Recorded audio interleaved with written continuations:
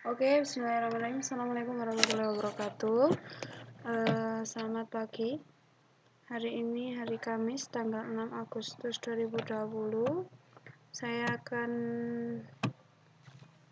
menjelaskan tentang akuntansi perbankan syariah untuk kelas 11 PBS di SMK Islam Batu. Dengan bab persamaan akuntansi perbankan syariah. Nah, pada bab ini kita akan diajarkan tentang bagaimana landasan utama itu dari ekonomi Islam itu sendiri, yaitu al-falah atau mesejahterakan umat manusia. Jadi konsep al-falah ini digunakan untuk semua kegiatan transaksi muamalah di kehidupan kita. Tujuannya untuk kesejahteraan. Intinya al-falah itu untuk kesejahteraan umat. Segala sesuatu yang dilakukan harus berdasarkan untuk kesejahteraan umat. Lalu pada akuntansi perbankan syariah ini juga harus menyeimbangkan dua hal antara duniawi dan ukhrawinya. Kita boleh untung di dunia, tapi kita juga harus untung di akhiratnya. Seperti itu. Next, persamaan neraca bank syariah gini ya. Persamaannya adalah aset. Untuk mencari aset, maka rumusnya adalah kewajiban tambah dana syirkah temporer ditambah ekuitas. Nah, bagaimana kalau misalnya kita nanti di soal neraca ada yang diketahui adalah kewajiban, aset, dan dana syirkah temporer? Berarti cara mencari ekuitas adalah caranya dibalik-balik seperti itu. Kalau misalnya cari kewajiban,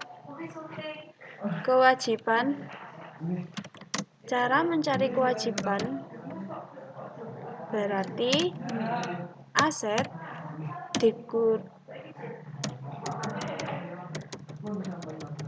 berarti kalau pindah kewajiban kan ke sini berarti minus kewajiban.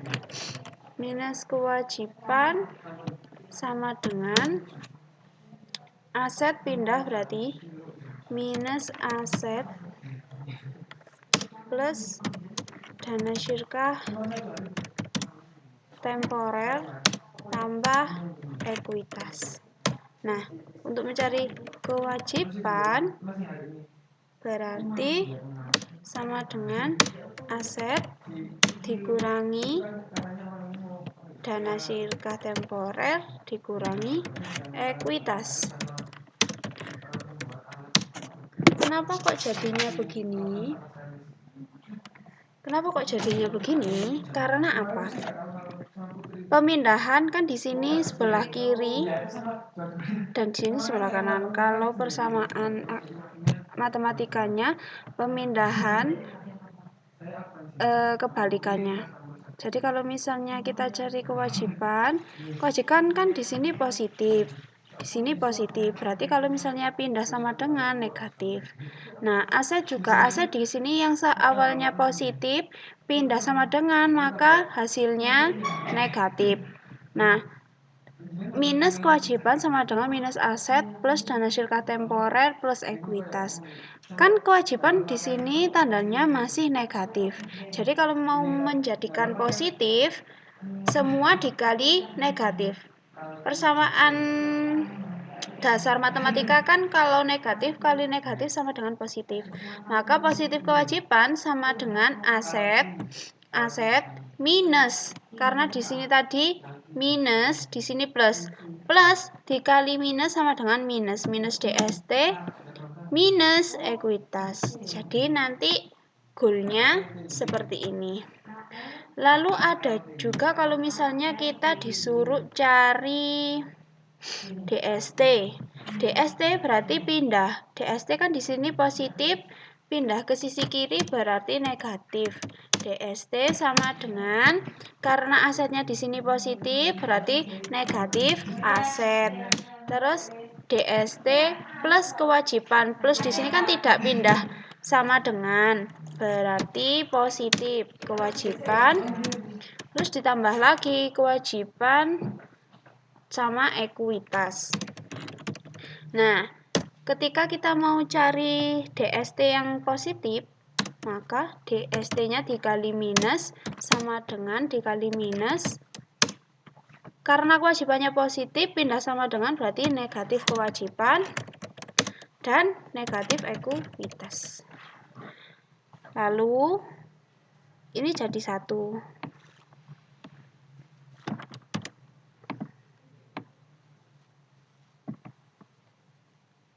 Cari lagi kalau misalnya kita mau cari aset, kewajiban, DST, kita mau cari ekuitas. Kita mau cari ekuitas.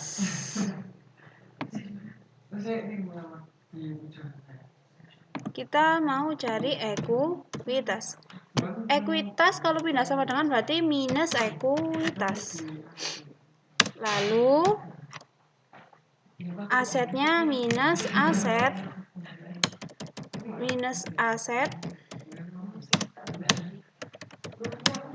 plus kewajiban plus DST. Kalau mau cari positifnya ekuitas, berarti aset dikali kewajiban dikurangi DST. Begini. Jadi gini. Oke. Untuk persamaannya selesai.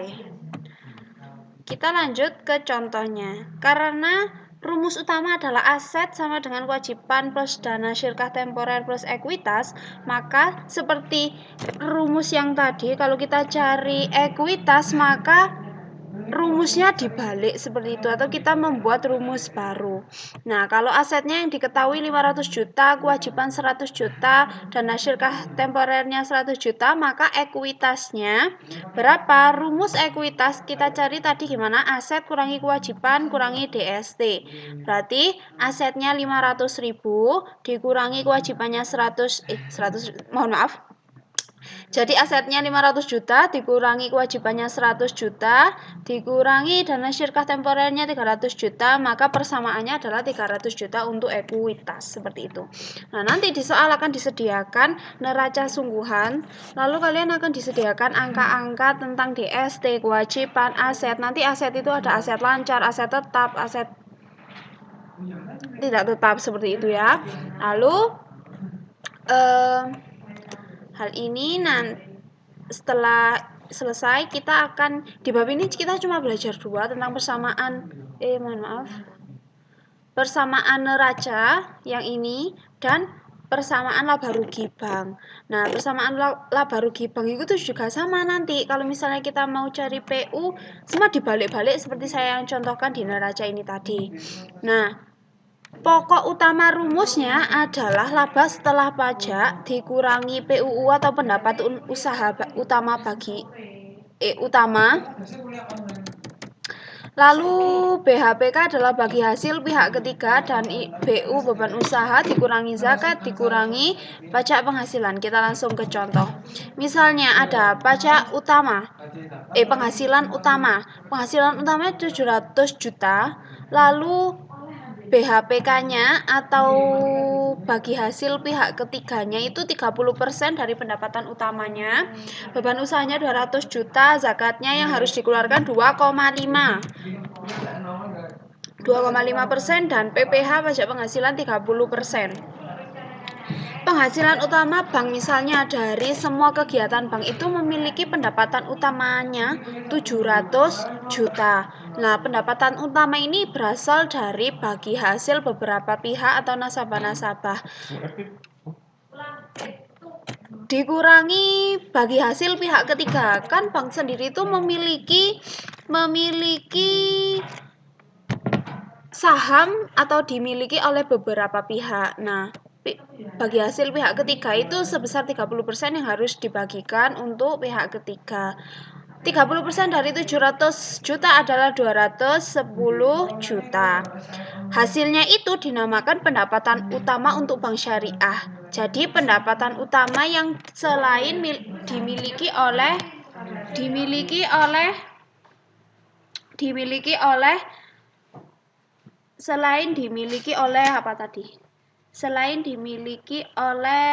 pihak ketiga. Lalu ada beban usaha yang dikeluarkan oleh bank sebesar 200 juta. Nah, namanya hasilnya adalah laba operasional 490 juta dikurangi 200 juta, hasilnya 290 juta. 290 juta adalah laba operasional dikurangi zakat 2,5% dari 290 juta adalah 7.250. Hasilnya laba sebelum pajak sebesar 282.750.000. Dikurangi PPh sebesar 30%. 30% diambil dari 282.750. Hasilnya 84.825 juta. Nah, baru nanti laba setelah pajak ini adalah 197.925.000. Bu, kenapa kok pendapatan utama untuk bank syariah ini tidak ada dalam rumus lalu laba operasional dan laba sebelum pajak juga? Karena rumus utama adalah LSP sama dengan PUU pendapatan utama usaha dikurangi bagi hasil pihak ketiga dikurangi beban usaha dikurangi zakat dikurangi pajak. Nah, dari pengurangan antara pendapatan utama usaha dikurangi bagi hasil pihak ketiga itu namanya pendapatan utama untuk bank syariahnya. Jadi pendapatan utama itu nanti dibagi menjadi dua. Pendapatan utama untuk bank syariah itu sendiri dan pendapatan bagi hasil untuk pihak ketiga. Nah, makanya hasilnya adalah pendapatan utama untuk bank syariah. Lalu dari pendapatan utama untuk bank syariah dikurangi beban usaha itu dinamakan laba operasional. Jadi logikanya seperti ini. Kita mendapatkan pendapatan utama milik bank syariah itu sendiri dikurangi beban usaha kan hasilnya laba operasional, belum laba bersihnya.